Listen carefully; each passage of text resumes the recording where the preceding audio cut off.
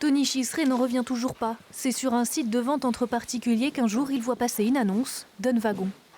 Je pensais pas que ça existait encore. Ça fait une grosse émotion parce que tu te dis, y a quand même des gens qui ont été transportés dedans et après envoyés à la mort, quoi. Là, on se replonge dans l'histoire. Là, t'es dans l'histoire, en plein dedans. Le wagon, c'est celui-ci.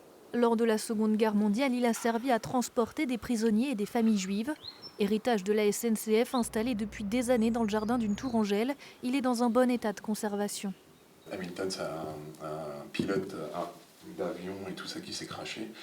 Il a été envoyé dans les camps et tout, et donc on a encore les noms. Lors de la guerre, entre 200 et 300 personnes étaient entassées dans ces quelques mètres carrés pour être envoyées en Allemagne. Le conserver est un devoir de mémoire pour le président de l'association Les Camps de Mulsanne. Les contemporains qui ont vécu cette période, mais il n'y en a plus. Il ne va plus en avoir, et donc on est en plein dans le devoir de mémoire, et de réimplanter ça sur Mulsanne, c'est vraiment la priorité, quoi.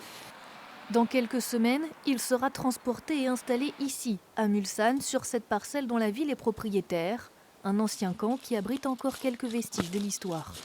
C'est un camp d'internement et un camp de transit. Alors transit, ça veut dire que Mulsanne, pour les Tziganes, c'est Mulsanne, Montreuil-Bellay ou Jargeau. Pour la communauté juive, c'est tout ce qu'il y a Mulsanne, Drancy-Compiègne, Auschwitz.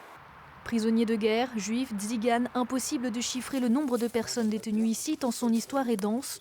Tony Chisré souhaite à présent ouvrir une nouvelle page, celle du souvenir.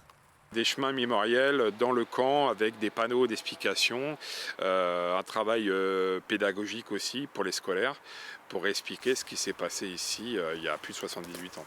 Le site devrait ouvrir à l'horizon 2024 pour que la mémoire collective n'oublie pas ce pan de l'histoire.